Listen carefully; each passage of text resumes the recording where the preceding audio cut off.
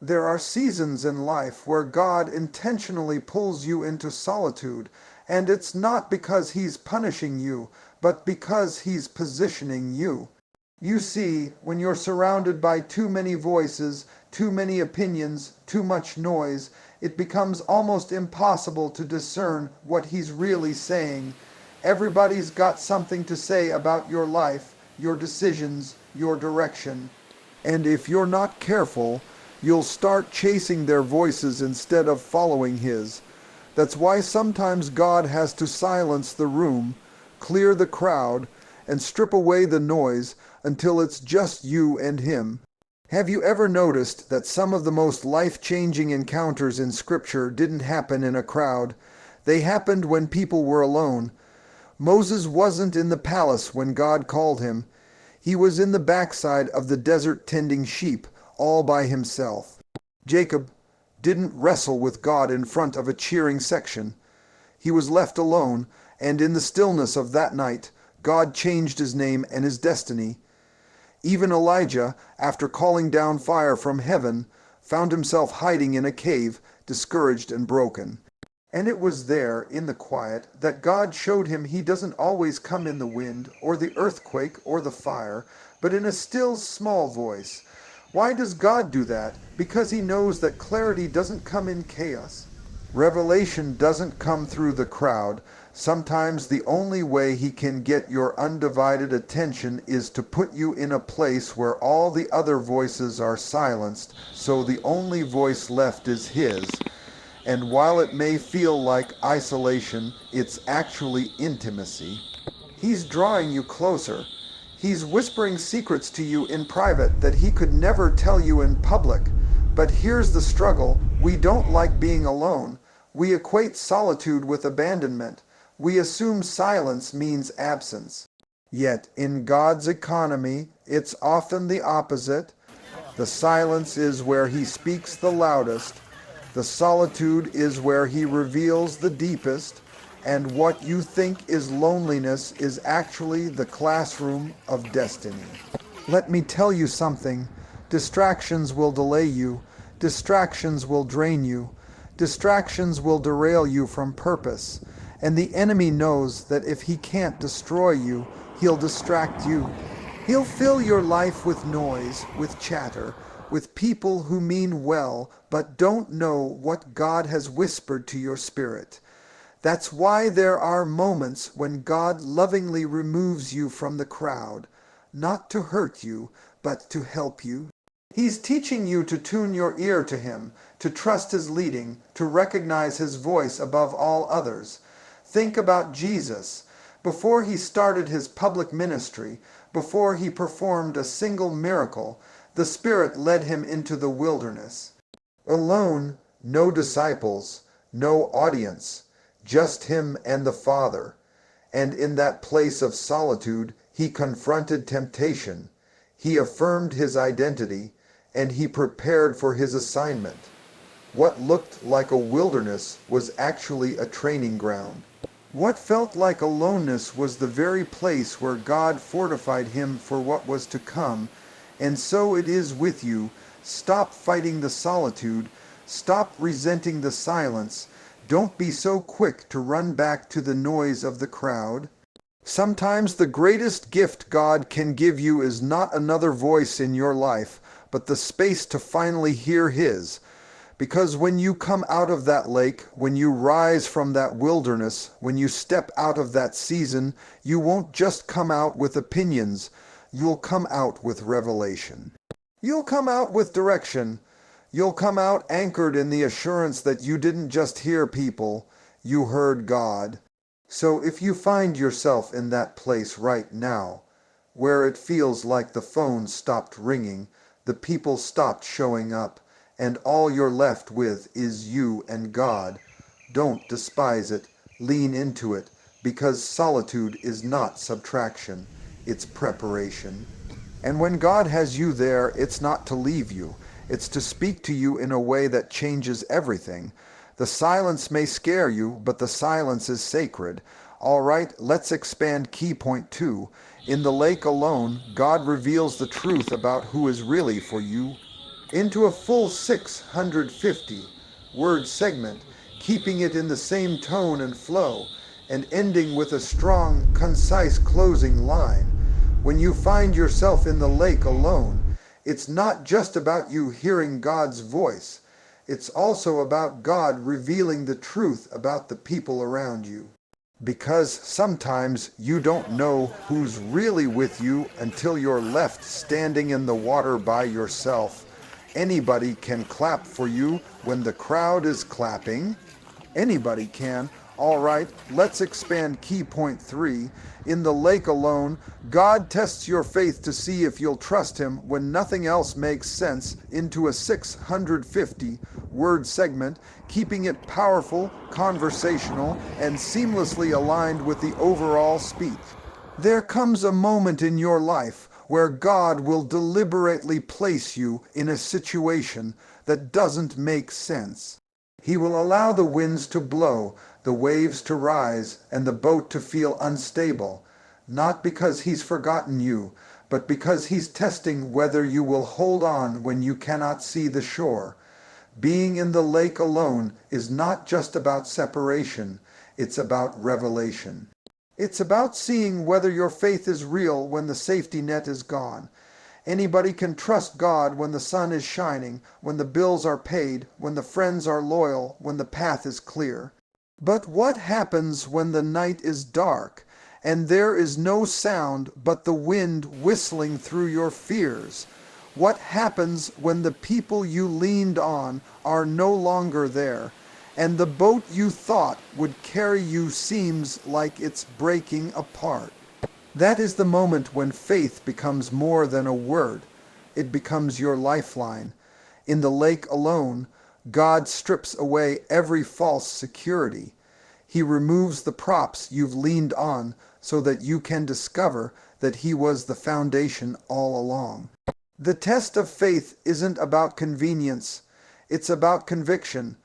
Can you still declare, "Lord, I trust you," when nothing in your situation looks trustworthy? Can you still lift your hands in worship when everything in you wants to fold them in frustration? You see, faith is not just believing that God can do it. Real faith is trusting that He will, even when you don't see how, even when it looks impossible, even when it feels like you're sinking. Remember Peter. He stepped out of the boat and walked on the water at the word of Jesus. But the moment he took his eyes off the Lord and focused on the storm, he began to sink. That's a picture of us. The lake is always filled with distractions, with waves of worry, with winds of doubt, with storms of fear. And the test is simple. Will you keep your eyes fixed on the one who called you, or will you let the storm drown your faith? Some of you right now are in the middle of that test. The job hasn't come through. The diagnosis hasn't changed. The marriage hasn't healed. The doors haven't opened. And you're saying, "God, why would you leave me out here like this?"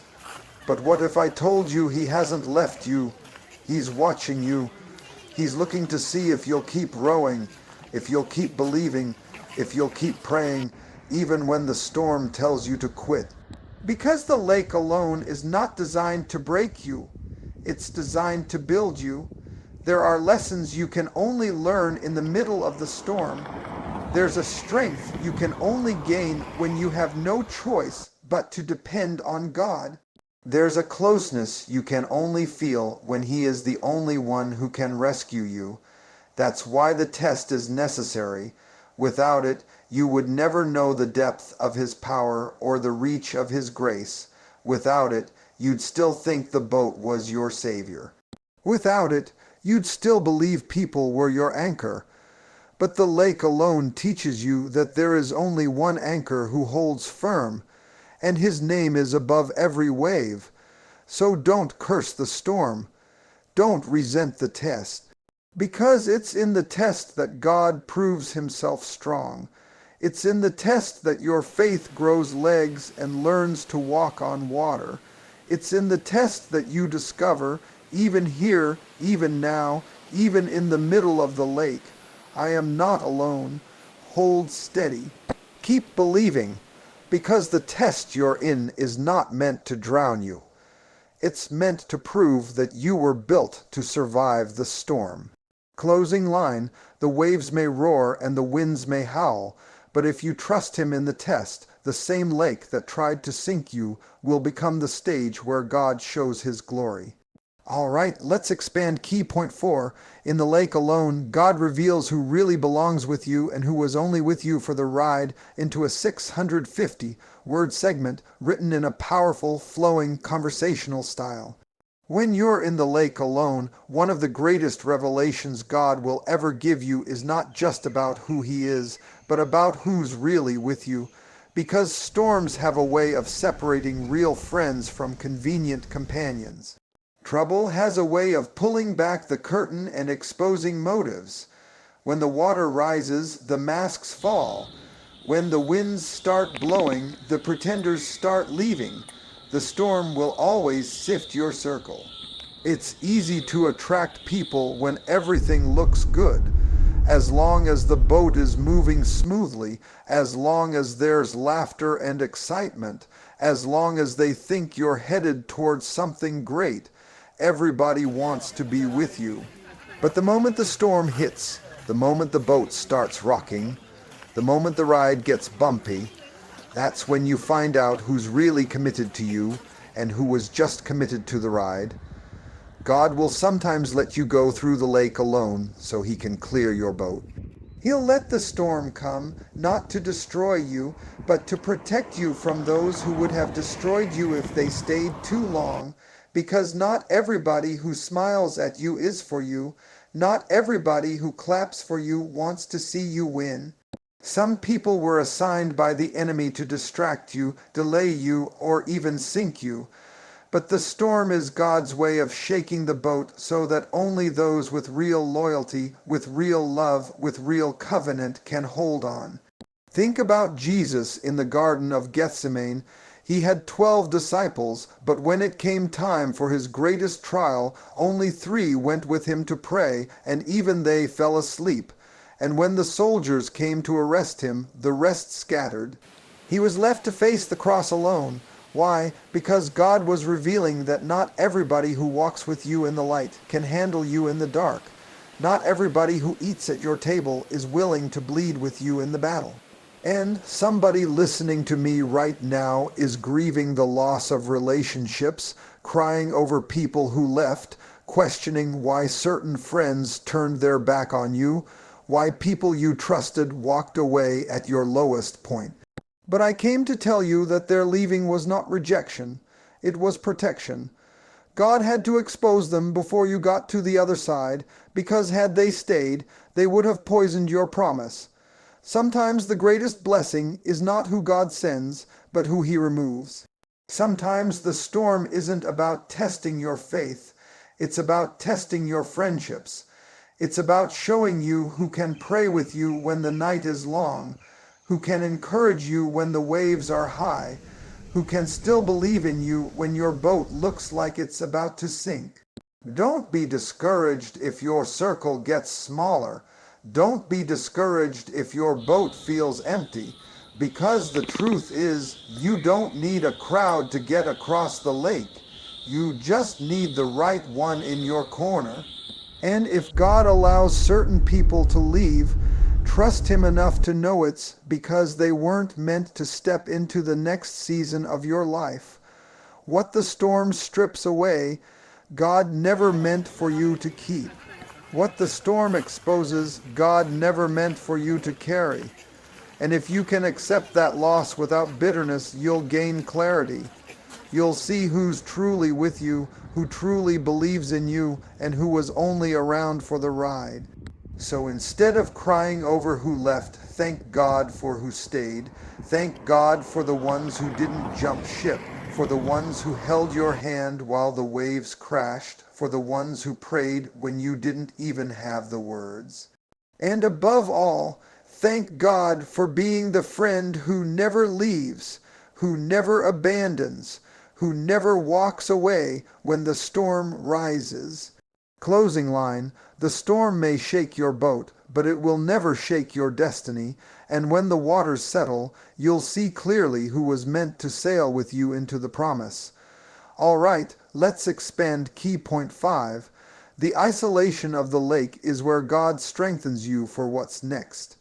Into a 650 word segment, keeping it powerful, flowing, and conversational, just as if it were being delivered live.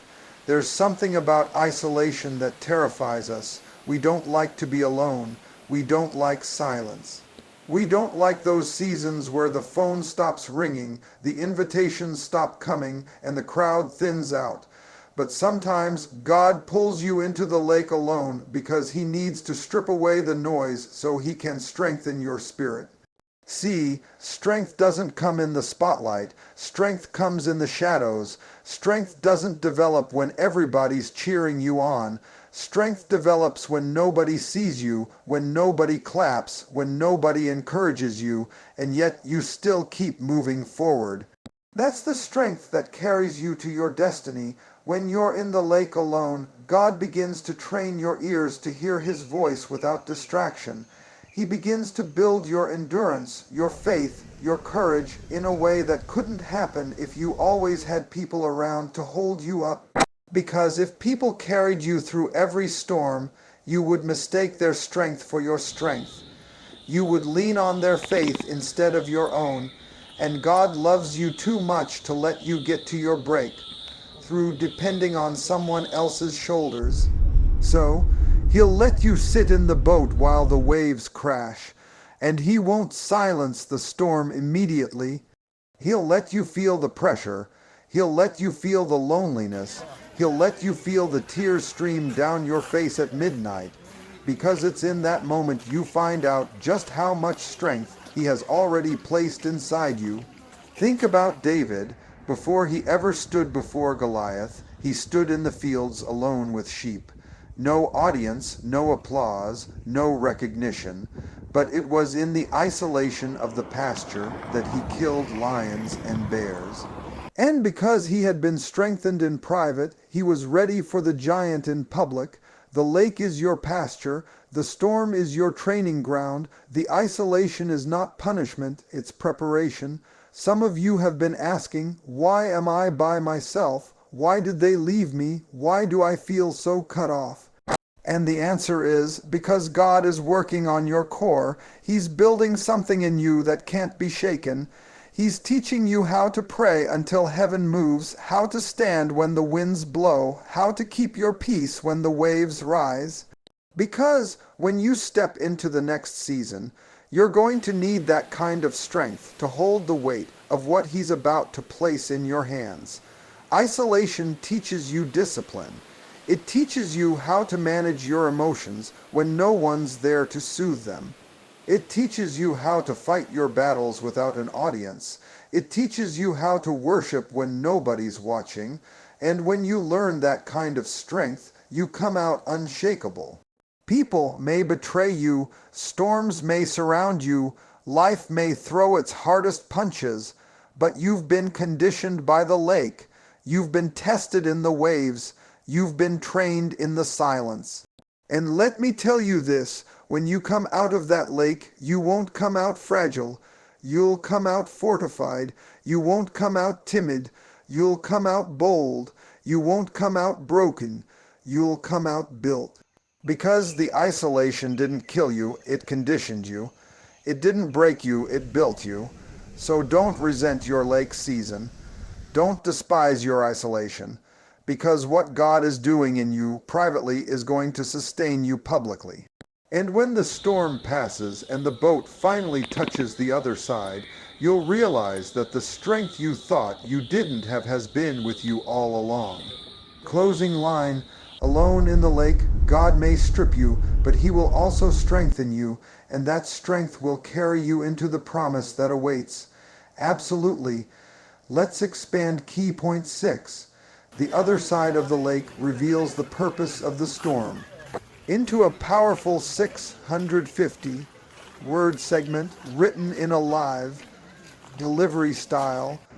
When you're sitting in the middle of the lake with the waves tossing your boat, it's hard to see anything beyond survival.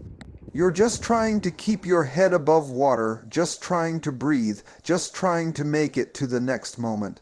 But what you don't realize is that there's always another side. The storm is not the destination, it's the passageway. And on the other side of the lake, you'll begin to see why God allowed you to go through what He allowed you to go through. See, storms are never random. They are orchestrated, intentional, purposeful. God never wastes a storm. Every gust of wind, every crashing wave, every sleepless night, it all has a place in the bigger picture of your destiny. And when you reach the other side, when the storm finally clears, you start to understand that the storm wasn't designed to drown you. It was designed to deliver you. Think about the disciples. When Jesus said, "Let us go to the other side," He already had a plan in mind. He knew there was a man on the other side, tormented by demons, living among the tombs, waiting for freedom. The storm was not about the boat, it was about the assignment on the other side. If the disciples had turned back because of the storm, they would have missed the miracle. If they had given up in the middle, they would have forfeited the purpose waiting at the destination. And that's how it is with you. The storm you're facing isn't just about you. It's about the breakthrough connected to you. It's about the people you're going to impact, the lives you're going to touch, the freedom you're going to bring. That's why the storm feels so strong, because the purpose is so great. The resistance is proof of the assignment. The opposition is evidence of the calling. When you come out on the other side, you'll look back and realize that the storm wasn't sent to stop you. It was sent to shape you. It toughened your skin, sharpened your faith, and deepened your trust in God. It made you stronger, wiser, bolder. You may have gone in afraid, but you came out with authority. You may have entered feeling powerless, but you stepped out with power. Some of you are so focused on the pain of the storm that you can't see the purpose of it. But I dare you to lift your eyes beyond the waves. I dare you to believe that there's something waiting on the other side that will make the storm worth it. That sickness you fought through, it's going to give you the power to speak life into somebody else's healing. That betrayal you endured, it's going to equip you to counsel somebody else through heartbreak. That storm that almost took you out, it's going to become